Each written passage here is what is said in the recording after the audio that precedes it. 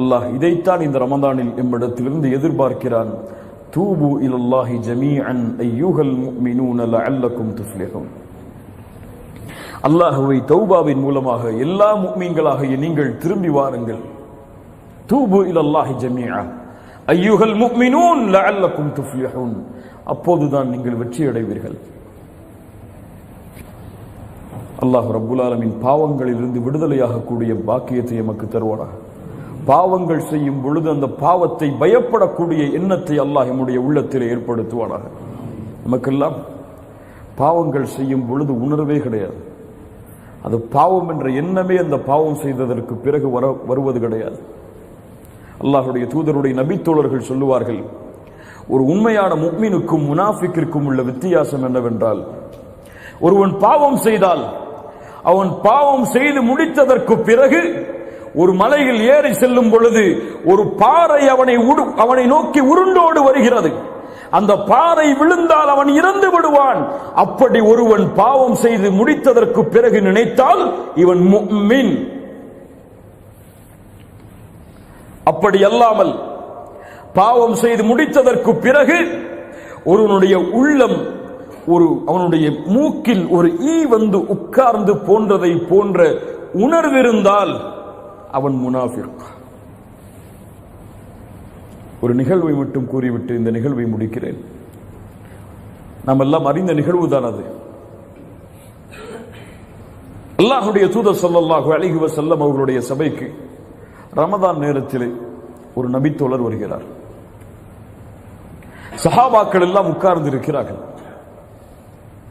அந்த நபித்தோழர் வந்தவர் அல்லாஹ்வுடைய தூதருக்கு சலாம் சொல்லவில்லை.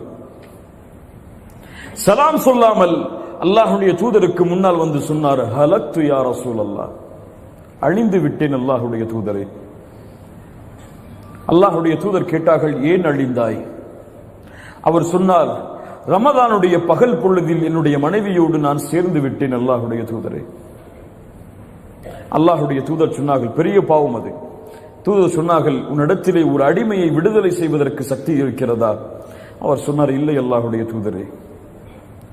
அல்லாஹ்வுடைய தூதர் மீண்டும் கேட்டார்கள், 60 நாட்கள் தொடர்ச்சியாக 2 மாதங்கள் நோன்பு வைப்பதற்கு சக்தி இருக்கிறதா? அவர் சொன்னார், இல்லை அல்லாஹ்வுடைய தூதரே. மீண்டும் கேட்டார்கள், 60 ஏழைகளுக்கு உன்னால் உணவளிக்க முடியுமா? அவர் சொன்னார், முடியாது அல்லாஹ்வுடைய தூதரே, சக்தி இல்லை எனக்கு. அல்லாஹ்வுடைய தூதர் சொன்னார்கள், கொஞ்சம் உட்காருங்கள் என்று. கொஞ்ச நேரம் உட்கார்ந்திருந்தார். ஒரு நபித்தோழர் அல்லாஹ்வுடைய தூதரிடத்திலே சதக்காவை கொடுப்பதற்காக ஒரு கூடை நிறைய பேரித்தம்பழத்தை எடுத்து கொண்டு வந்தார். கையில் கொடுக்கப்பட்டது. அல்லாஹ்வுடைய தூதர் ஸல்லல்லாஹு அலைஹி வஸல்லம் அந்த பாவம் செய்து வந்த அல்லாஹ்வுடைய தூதரிடத்திலே முறைப்பட்ட அந்த நபித்தோழரை அழைத்தார்கள். அழைத்து அவருடைய கரத்தில் கொடுத்து, இந்த சதக்காவுடைய பேரித்தம்பழத்தை அல்லாஹ்வுடைய பாதையில் செலவு செய்து நீ செய்த பாவத்திற்கு கஃபாராவை தேடிக்கொள் என்று சொன்னார்கள்.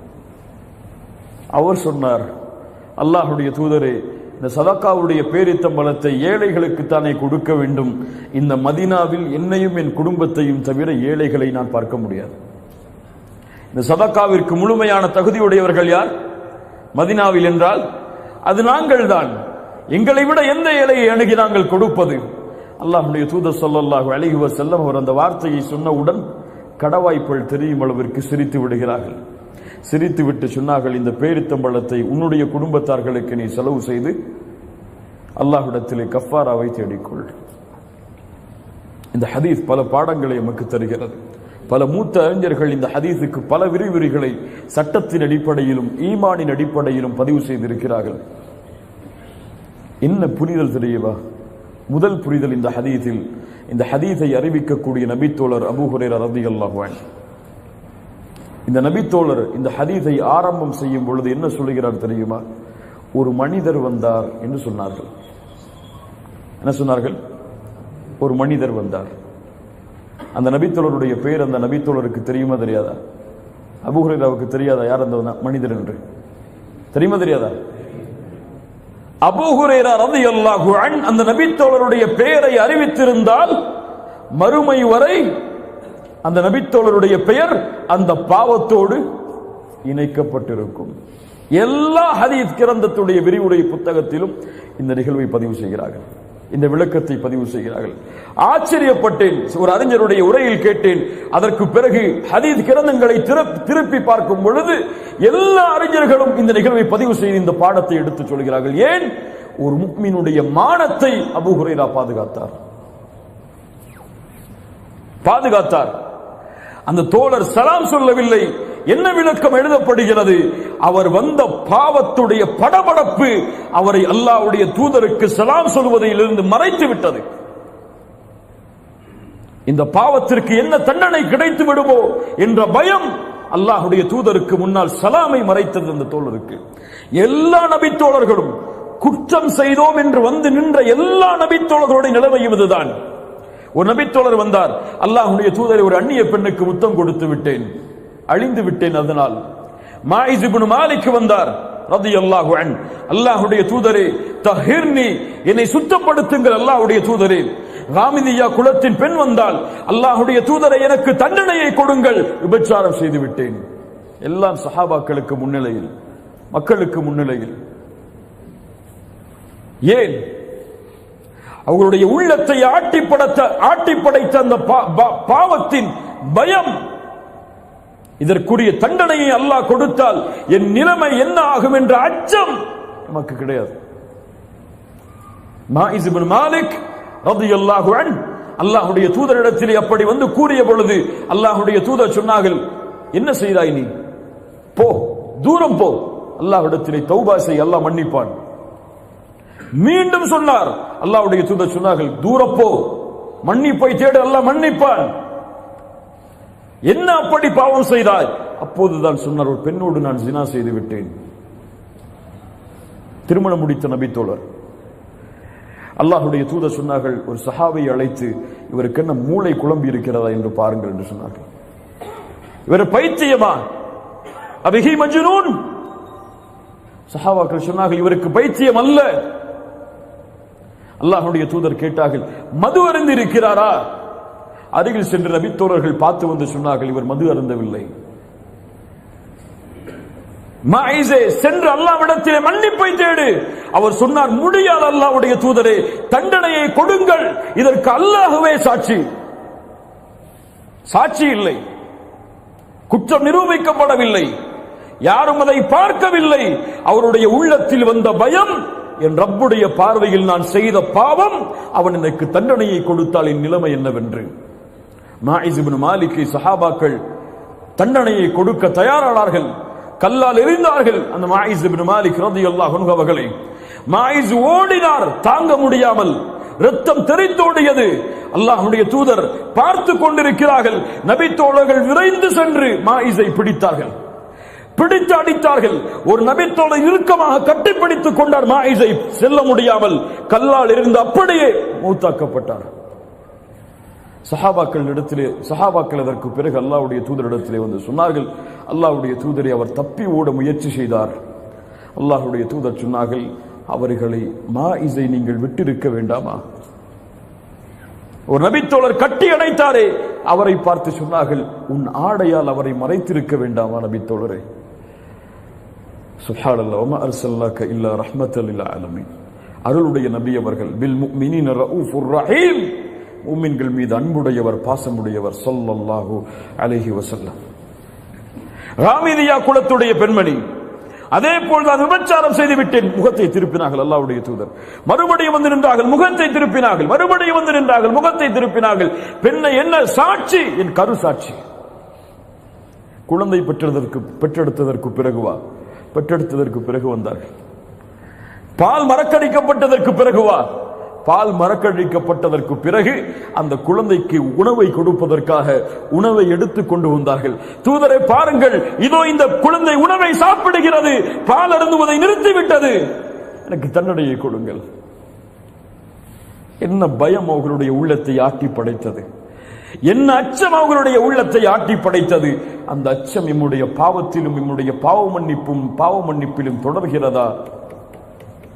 அதை தொடர்வதற்காகத்தான் இந்த ரமதான் எமக்கு கடமையாக்கப்பட்டிருக்கிறது. இந்த அச்சத்தை கொடுப்பதற்காகத்தான் ரமதான். குத்திப அலைக்குமுஸ் ஸியாம் கமா குத்திப அலல் லதீன மின் கப்லிக்கும் லஅல்லக்கும் தத்தகூன். ரமதானில் பாவ மன்னிப்பை தேடாமல் எப்போது தேடப் போகிறோம்?